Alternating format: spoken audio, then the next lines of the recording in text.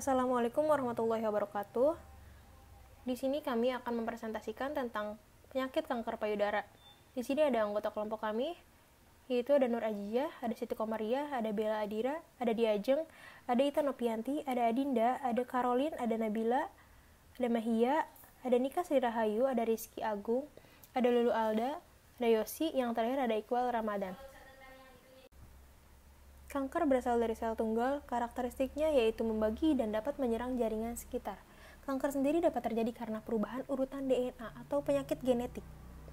Proses pembentukan kanker otogenesis atau tumor genesis dapat terjadi karena sel normal berubah menjadi sel kanker.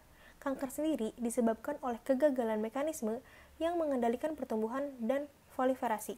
Proliferasi sendiri yaitu fase sel pada saat mengalami pengurangan siklus tanpa hambatan. Proliferasi pada jaringan dewasa akan terjadi secara terus-menerus. Dikutip dari Departemen Kesehatan Indonesia, angka kejadian penyakit kanker di Indonesia ada sekitar 136,2 per 100.000 penduduk.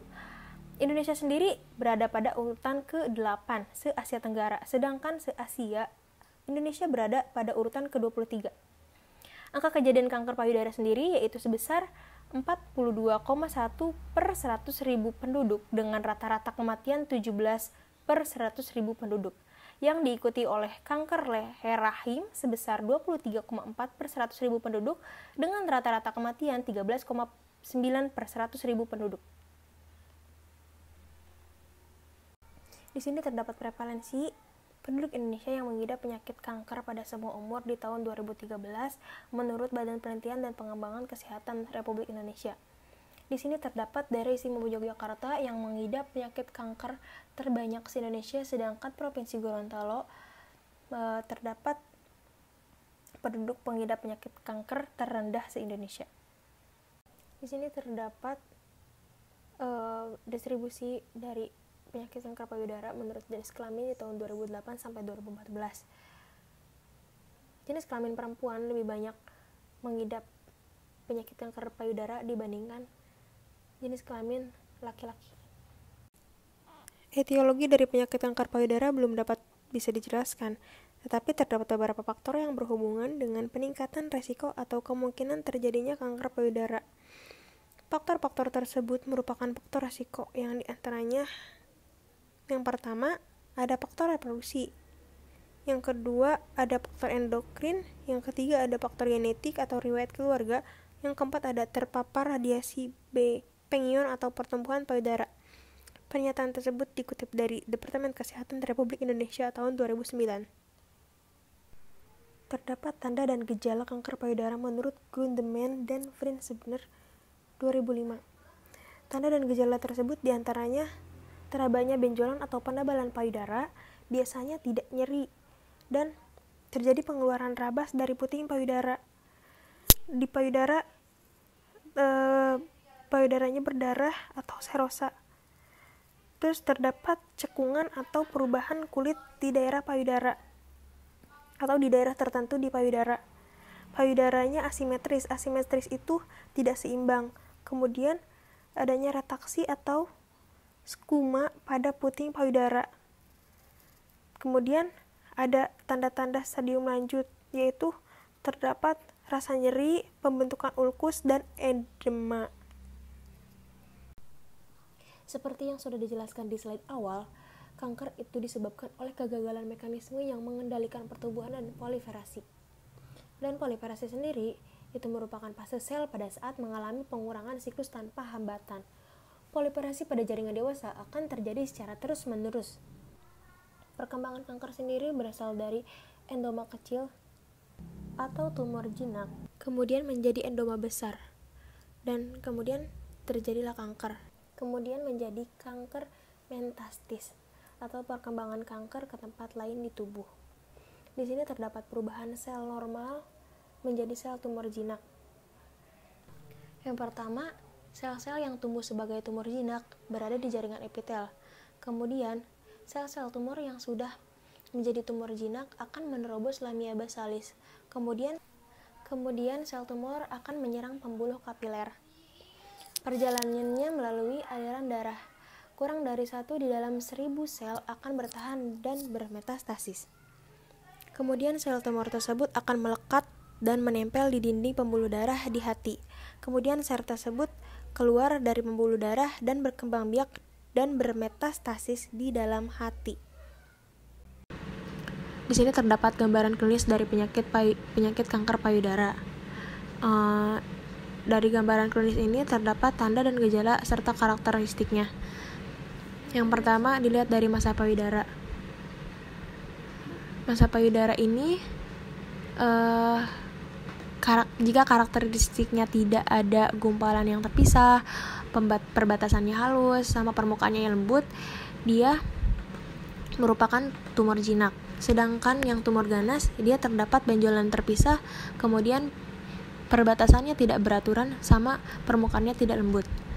Kemudian tanda dan gejala yang kedua yaitu keluarnya cairan dari puting. Biasanya jinak, tetapi keluarnya cairan dengan darah dari satu saluran atau terkait dengan masa payudara meningkatkan kemungkinan dia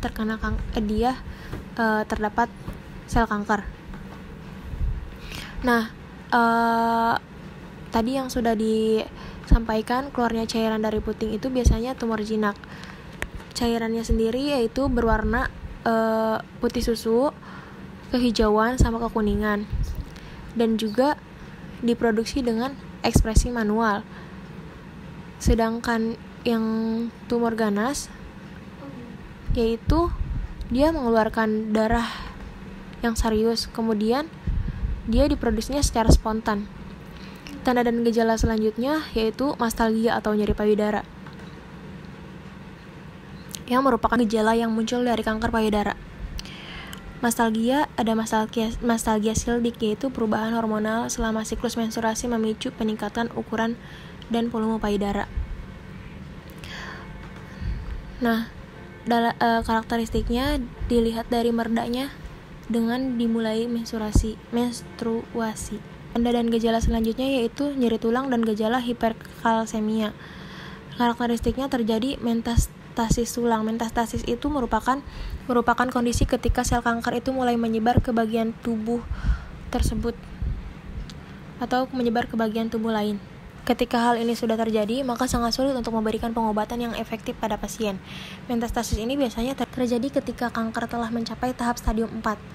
Pada kasus kanker payudara sendiri, riset membuktikan hanya sekitar 27% pasien yang mampu bertahan hidup selama 5 tahun ketika sel kanker telah mengalami metastasis. Tanda dan gejala selanjutnya yaitu sesak napas. Karakteristiknya yang terjadi yaitu metastasis ke paru-paru. Jadi sudah menyebar ke bagian paru-paru. Kemudian tanda dan gejala selanjutnya yaitu fungsi kognitif yang berubah dan tanda-tanda neurologis lokal, yaitu karakteristiknya sudah menyebar ke bagian otak. Tanda dan gejala selanjutnya yaitu benjolan atau penebalan payudara yang terasa berbeda dengan jaringan di sekitarnya. Yang selanjutnya yaitu perubahan ukuran, bentuk, atau penampilan payudara sendiri. Kemudian ada perubahan pada kulit di atas payudara seperti lesung pipit. Terus di bagian kulit payudara sendiri yaitu kulitnya akan mengelupas, bersisik, mengeras, atau mengelupas area berpigmen kulit di sekitar puting atau areola atau kulit payudara. Terus terjadi kemerahan atau bintik pada kulit di atas payudara Anda seperti kulit jeruk. Patofisiologi dari kanker payudara biasanya karena interaksi antara faktor lingkungan dengan faktor genetik PI3K atau AKT pathway dan RAS atau MEK atau ERK pathway yang melindungi sel normal untuk apoptosis. Ketika gen yang mengkode pathway ini bermutasi, maka sel yang sudah tidak berfungsi secara baik tidak akan melakukan apoptosis dan menyebabkan awal kanker. Mutasi ini dihubungkan terhadap munculnya hormon estrogen. Selain itu, abnormal dari sinyal faktor pertumbuhan dapat memfasilitasi pertumbuhan sel ganas. Di sini terdapat molekuler subtype of breast cancer atau subtipe molekuler dari kanker payudara. Yang pertama ada TNBC atau triple negative breast cancer, salah satu subtipe kanker payudara yang tidak memiliki IR, PR, dan HER2. Tidak adanya IR, PR, dan HER2 menyebabkan tidak ada molekul target untuk pengobatan, yang menyebabkan TNBC tidak responsif terhadap terapi standar. Terapi yang diterima secara tidak edukuat meningkatkan tingkat perkambuhan dan menyebabkan tingkat kelangsungan hidup pasien TNBC yang rendah. Sebagian besar pasien kambuh dalam 1-2 tahun hanya 30% memiliki tingkat kelangsungan hidup lebih dari 5 tahun. Yang kedua ada Human Epidermal Growth Receptor 2 atau HER2. Kanker payudara positif HER2 adalah kanker payudara yang dites positif untuk protein yang disebut reseptor faktor pertumbuhan epidermal manusia 2 atau HER2. Protein ini mendorong pertumbuhan sel kanker. Kanker payudara positif HER2 cenderung lebih agresif dibandingkan jenis kanker payudara lainnya. Di sini terdapat molecular subtype of breast cancer atau subtipe molekuler dari kanker payudara. Yang pertama ada TNBC atau triple negative breast cancer, salah satu subtipe kanker payudara yang tidak memiliki IR/PR dan HER2. Tidak adanya IR/PR dan HER2 menyebabkan tidak ada molekul target untuk pengobatan, yang menyebabkan TNBC tidak responsif terhadap terapi standar. Terapi yang diterima secara tidak edukuat meningkatkan tingkat perkambuhan dan menyebabkan tingkat kelangsungan hidup pasien TNBC yang rendah. Sebagian besar pasien kambuh dalam 1-2 tahun hanya 30% memiliki tingkat kelangsungan hidup lebih dari 5 tahun. Yang kedua ada Human Epidermal Growth Receptor 2 atau HER2. Kanker payudara positif HER2 adalah kanker payudara yang dites positif untuk protein yang disebut reseptor faktor pertumbuhan epidermal manusia 2 atau HER2. Protein ini mendorong pertumbuhan sel kanker. Kanker payudara positif HER2 cenderung lebih agresif dibandingkan jenis kanker payudara lainnya. Ekspresi berlebihan HER2 ditemukan pada 20% sampai 30% kanker payudara. Tumor ini sangat agresif, memiliki tingkat kekambuhan yang lebih tinggi dan menyebabkan peningkatan mortalitas. Selengkapnya bisa dicek di link yang sudah tersedia di dalam slide. Selanjutnya ada luminal A, itu hanya memiliki protein reseptor, estrogen reseptor dan progesteron reseptor. Dan memiliki HER2 tapi hanya sedikit. Untuk luminal B itu juga sama dengan luminal A, hanya memiliki ER positif dan PR positif dan memiliki HER2 yang tidak terlalu banyak. Bedanya dengan luminal A, luminal B lebih sulit diobati, lebih ganas dan lebih sulit diobati dibanding yang luminal A. Ada beberapa terapi kanker payudara yang bisa dijalankan oleh pengidap kanker payudara. Di antaranya yang pertama ada operasi, yang kedua ada terapi radiasi, yang ketiga ada kemoterapi, yang keempat ada terapi hormon, yang kelima ada terapi bertarget, yang keenam ada imunoterapi. Yang pertama tadi yaitu operasi. Biopsi kelenjar getah bening sentinel adalah pengangkatan kelenjar getah bening selama operasi. Kelenjar getah bening sentinel ini adalah kelenjar pertama dalam kelompok kelenjar getah bening yang menerima drainase limpatik dari tumor primer yang kemungkinan besar menjadi tempat penyebaran kanker dari tumor primer. Jenis-jenis operasi meliputi yang pertama ada operasi konservatif payudara, yaitu operasi untuk mengangkat kanker dan beberapa jaringan normal di sekitarnya, tetapi bukan di payudara itu sendiri. Biasanya terdapat di dekat ketiak yang berada di dekat daerah yang ada kelenjar getah bening. Yang kedua ada mastotomi total, yaitu pembedahan yang dilakukan untuk mengangkat seluruh payudara yang terkena kanker. Yang ketiga ada mastotomi radikal yang dimodifikasi, yaitu pembedahan untuk mengangkat seluruh payudara yang terkena kanker. Banyak kelenjar getah bening di bawah lengan, lapisan di atas otot dada, dan terkadang bagian dari otot dinding dada. Terapi yang kedua yaitu terapi radiasi. Terapi radiasi merupakan pengobatan kanker yang menggunakan sinar X yang berenergi tinggi atau jenis radiasi lain untuk membunuh atau mencegah pertumbuhan sel kanker. Ada 2 jenis terapi radiasi. Yang pertama terapi radiasi eksternal, yaitu menggunakan mesin di luar tubuh untuk mengirimkan radiasi ke arah kanker. Yang kedua terapi radiasi internal, yaitu terapi yang menggunakan zat radioaktif yang disegel dalam jarum, biji, kabel, atau kateter yang ditempatkan langsung di dalam atau di dekat kanker. Terapi yang ketiga yaitu kemoterapi. Kemoterapi ini merupakan terapi yang sering digunakan oleh pengidap penyakit kanker. Kemoterapi ini merupakan pengobatan kanker yang menggunakan obat-obatan untuk menghentikan pertumbuhan sel kanker, baik dengan cara membunuh sel atau dengan menghentikan pembelahannya. Kemoterapi yang diberikan dapat berupa obat tunggal atau berupa gabungan beberapa kombinasi obat kemoterapi. Kemoterapi diberikan secara bertahap, biasanya sebanyak 6-8 siklus agar mendapatkan efek yang diharapkan dengan efek samping yang masih dapat diterima oleh si pasien. Hasil pemeriksaan imunohistokimia memberikan beberapa pertimbangan penentuan regimen kemoterapi yang akan diberikan. Di sini terdapat beberapa kombinasi dari terapi kemoterapi yang telah menjadi standar lini pertama atau first line. Yang pertama ada CMF atau CMF ini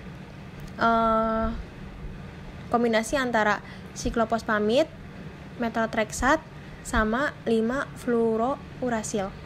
Terus yang kedua ada CAF, kombinasi dari siklopospamid, doxorubin, sama 5-fluorouracil. Yang ketiga ada CMF. CEF ini kombinasi antara siklopospamid, epirubisin, sama 5-fluorouracil. Terus ada AC. AC ini kombinasi dari adriamycin sama siklopospamid.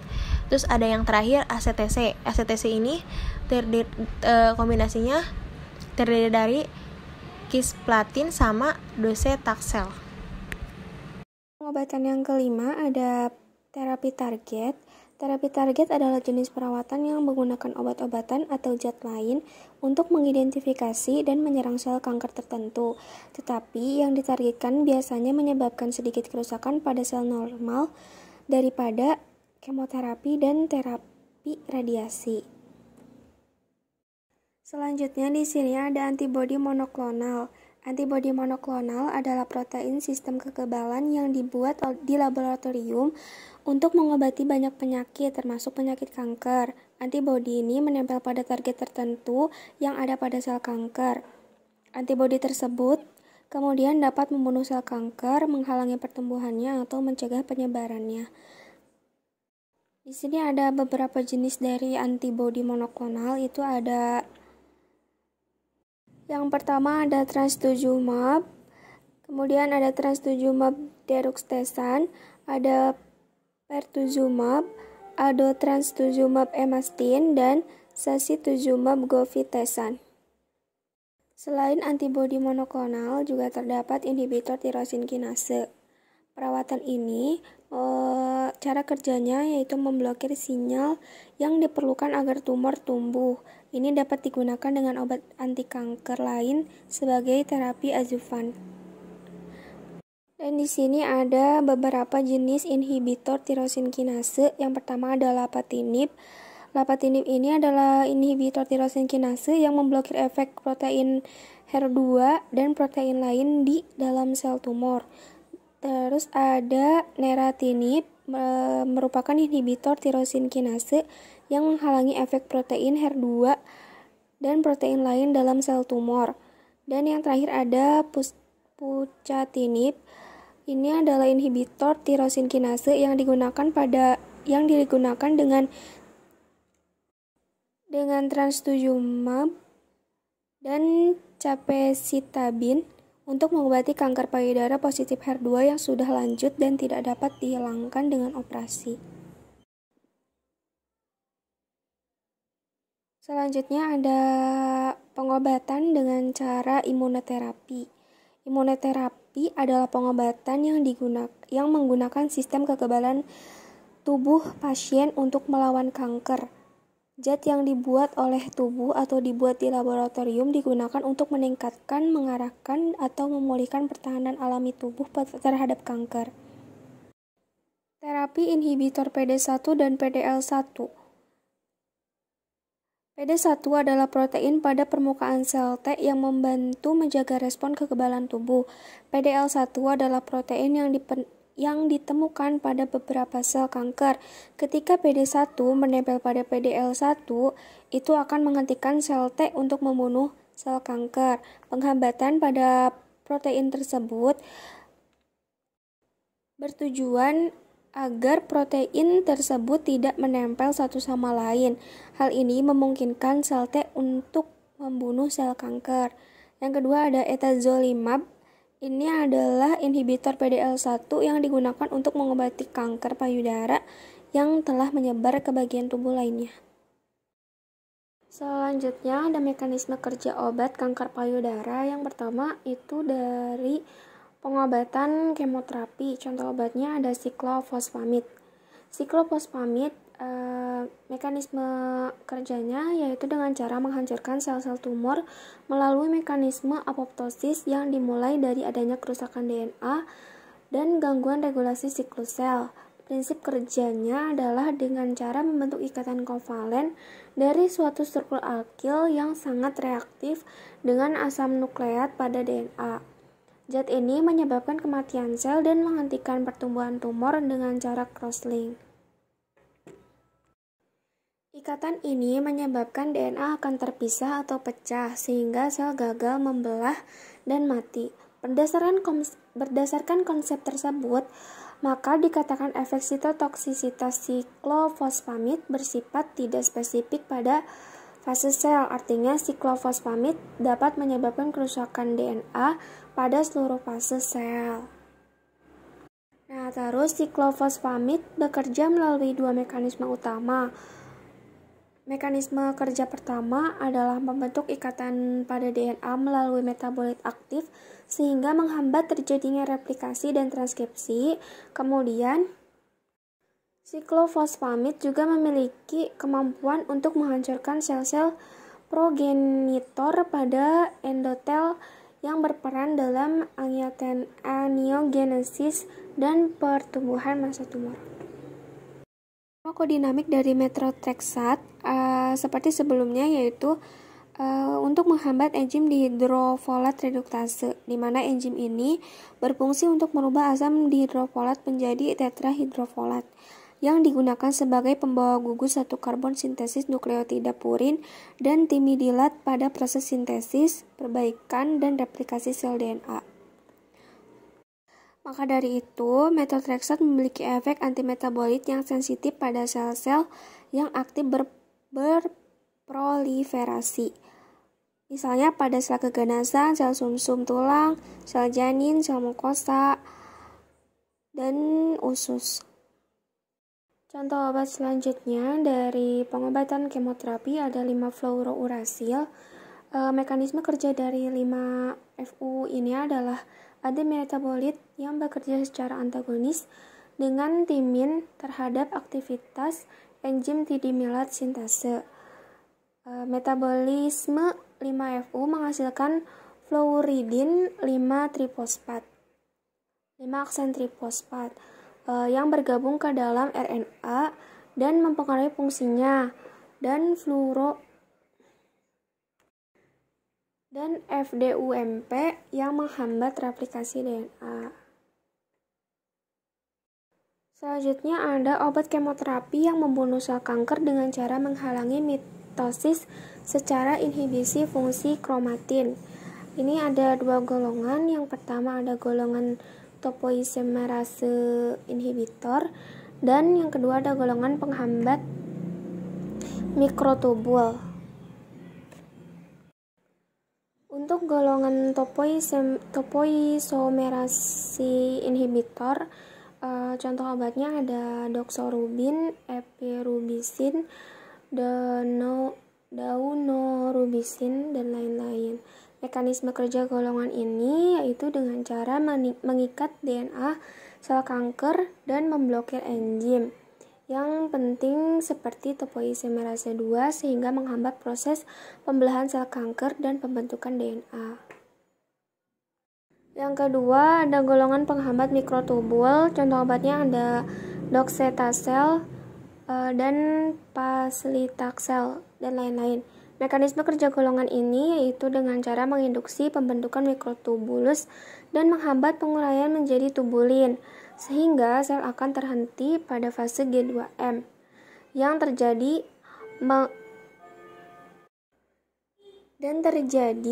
hambatan proliferasi sel. Kemoterapi golongan taxane juga bekerja menghambat ekspresi onkoprotein BCL2, di mana perannya adalah sebagai protein anti-apoptosis. Oleh karena itu, dengan hambatan BCL2 oleh taxane, maka akan memicu terjadinya apoptosis sel kanker. Selanjutnya ada cisplastin. Ini mekanisme kerjanya adalah merusak mitokondria, menurunkan ATP, dan mengganggu kerja transport yang terjadi dalam sel. Cisplastin membuat siklus sel berhenti pada tahap G2 yang mana menyebabkan apoptosis pada sel kanker. Contoh obat selanjutnya dari pengobatan terapi hormonal itu ada tamoxifen dan letrozole. Mekanisme dari tamoxifen adalah dengan cara menyesuaikan dan melekatkan dirinya pada reseptor di permukaan sel kanker dan memblok estrogen supaya estrogen tidak bisa mencapai sel kanker tersebut. Akibatnya, dari mekanisme blocking ini pertumbuhan kanker akan melambat atau bahkan akan berhenti sama sekali.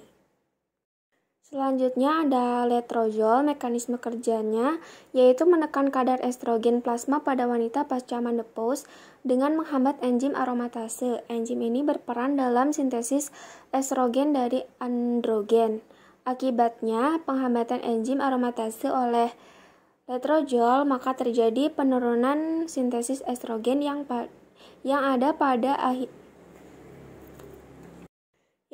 akhirnya akan menghambat pertumbuhan sel kanker payudara. Contoh obat selanjutnya yaitu dari pengobatan terapi target ada Herceptin atau trastuzumab. Trastuzumab adalah merupakan antibodi monoklonal yang menghambat reseptor HER2. Target dari obat ini adalah protein berupa reseptor HER2, di mana reseptor HER2 ini berperan dalam perkembangan sel kanker sehingga dengan menangkap HER2 dapat menyebabkan sel kanker mati. Selanjutnya, terapi farmakologi dari kanker payudara. Yang pertama ada siklofosfamid. Indikasinya untuk mengatasi beberapa jenis kanker dan sindrom nefrotik. Kontraindikasinya, pasien dengan riwayat hipersensitivitas terhadap obat siklofosfamid dikontraindikasikan untuk menggunakan obat ini. Efek sampingnya mual, muntah, diare, sakit perut, hilang nafsu makan, rambut rontok, dan sebagainya. Yang kedua ada methotrexate.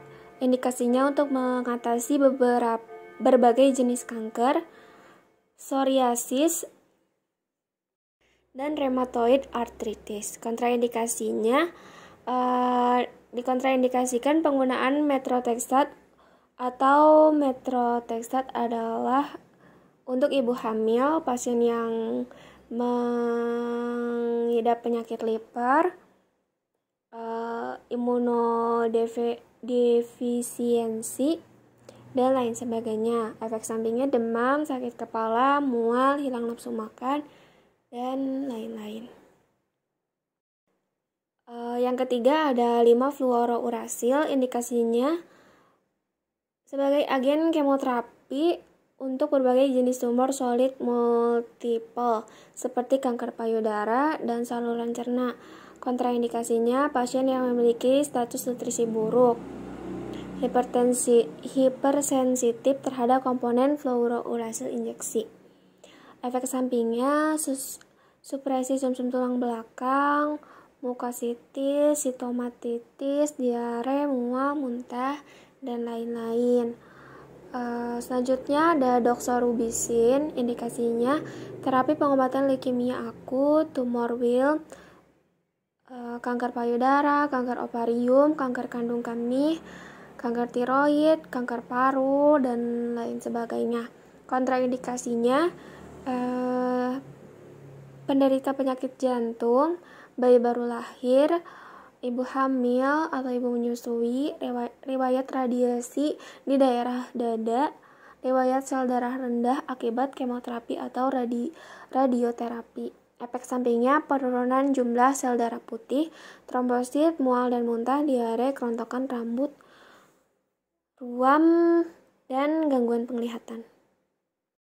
Yang kelima ada epirubisin, indikasi untuk mengobati kanker payudara, limfoma maligna, sarkoma jaringan lunak, kanker lambung. Kontraindikasi untuk penderita penyakit jantung telah mendapat dosis kumulatif maksimum antrasiklin, hipersensitif, dan ibu hamil. Efek sampingnya serangan panas, menstruasi tak datang, kerontokan rambut, merasa lemah atau lelah, mual ringan, diare, dan sebagainya. Yang keenam ada docetaxel, indikasinya sebagai terapi tambahan pada kanker payudara. Kontraindikasinya pada ibu hamil dan menyusui. Efek sampingnya lemah, lesu, dan tidak bertenaga, mual, muntah, diare, dan lain sebagainya. Selanjutnya ada paclitaxel, indikasinya untuk kanker payudara, lini kedua, dan ovarium, lini pertama dan kedua. Kontraindikasinya untuk neutropenia, trombositopenia, dan hipersensitif. Efek sampingnya reaksi alergi, mual, muntah, diare, dan gangguan fungsi hati. Contoh obat selanjutnya ada cisplatin, indikasinya untuk pengobatan kanker, terutama kanker ovarium, testis, dan kandung kemih. Selain itu, cisplatin juga diberikan untuk mengatasi beberapa jenis kanker lain, seperti kanker di jaringan lunak, tulang, otot, serta pembuluh darah. Kontraindikasinya untuk yang memiliki gangguan ginjal atau pendengaran yang parah, hipersensitif terhadap komponen obat ini, penekanan sumsum tulang yang parah, dan neuropati perifer. Efek sampingnya sama dengan sebelumnya, mual, muntah, diare, tidak nafsu makan, dan lain sebagainya. Contoh obat selanjutnya ada tamoxifen. Indikasinya untuk salah satu terapi kanker payudara dengan reseptor estrogen dan menurunkan resiko kanker payudara pada wanita yang beresiko tinggi. Kontraindikasinya hipersensitif, wanita hamil dan menyusui. Efek sampingnya rasa nyeri pada tumor atau tulang pengikat, perubahan suasana hati, tubuh terasa lelah, mual, sakit kepala, dan lain sebagainya. Selanjutnya dan yang terakhir ada letrozole. Indikasinya mengobati tipe-tipe kanker payudara tertentu, seperti kanker payudara hormon reseptor positif pada wanita setelah menopause. Kontraindikasinya hipersensitivitas, wanita pramenopause, hamil, dan laktasi. Efek sampingnya pusing, kantuk, lemah, keletihan, perasaan panas, merasa hangat pada wajah atau dada, dan lain sebagainya. Tata laksanaannya bisa dilihat secara fisik, yaitu ada benjolan payudara, erosi payudara, pendarahan pada puting susu, terasa nyeri, dan pembasaran kelenjar getah bening di ketiak. Apabila ciri-ciri tersebut sudah terlihat, maka untuk memastikan bisa dilakukan pengecekan dengan cara mamografi, USG payudara, sitologi, biopsi, atau MRI. Untuk kanker payudara stadium 1 itu belum menyebar, ukurannya kurang dari 2 cm. Untuk stadium 1 biasanya dilakukan masektomi atau pengangkatan payudara baik satu ataupun sepasang, dan juga lumpektomi. Ini pengangkatan kanker payudara tanpa mengambil atau menghilangkan payudara. Untuk yang stadium 2 itu menyebar hingga kelenjar limfe, ukurannya lebih dari 2 cm, dan penanganannya bisa masektomi atau lumpektomi dengan cara radiasi. Untuk stadium 3 sama dengan stadium 2, menyebar hingga kelenjar limfe hingga dinding dada. Penanganannya sama seperti stadium 1 dan stadium 2, cuma bisa ditambah dengan kemoterapi. Untuk stadium 4 menyebar hingga ke paru-paru, hati, panggul, dan lain-lain. Pengobatannya yaitu dengan cara kemoterapi. Sekian presentasi dari kelompok kanker payudara. Saya Bella Dira Lestari dan Nur Ajijah. Mohon maaf bila ada kesalahan dan ada beberapa hal yang kurang dipahami karena masih dalam proses pembelajaran. Mohon dimaklumi. Lebih dan kurangnya mohon dimaafkan. Wabillahi taufiq wal hidayah. Wassalamualaikum warahmatullahi wabarakatuh.